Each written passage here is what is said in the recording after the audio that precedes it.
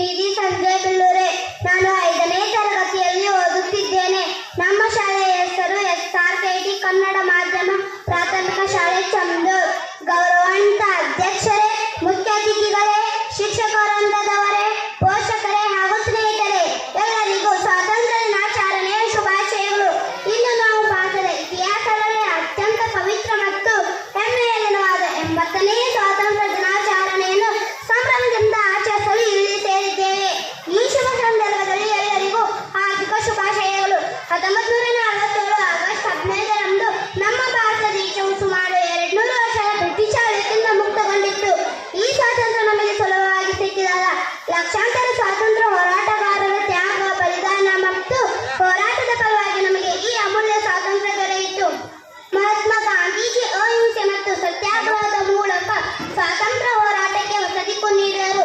Netaji Subhash Chandra Bose, Bhagat Singh, Chandrashekhar Azad, Sardar Vallabhbhai Patel, ball Gangadhar Tilak ಅನೇಕ ಮಹನೀಯರು ತಮ್ಮ ಜೀವವನ್ನೇ ದೇಶಕ್ಕೆ ಅರ್ಪಿಸಿದರು.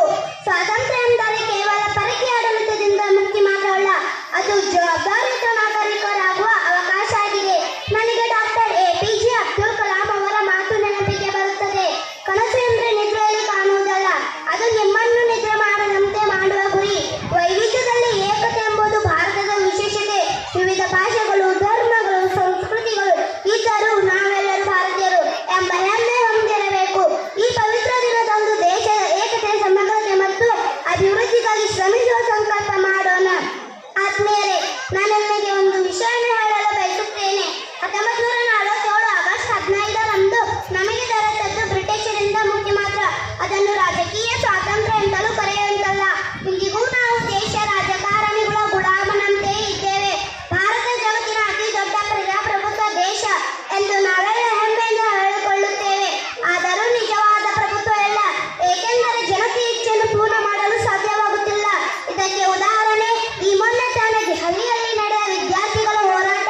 ಪ್ರಶ್ನೆ ಪತ್ರಿಕೆಗಳು, ಪರೀಕ್ಷೆಗಳು ಆಗುವುದಕ್ಕಿಂತ ಮುಂಚಿತ ವಿದ್ಯಾರ್ಥಿಗಳಿಗೆ ಸಿಗುತ್ತಿರುವುದು.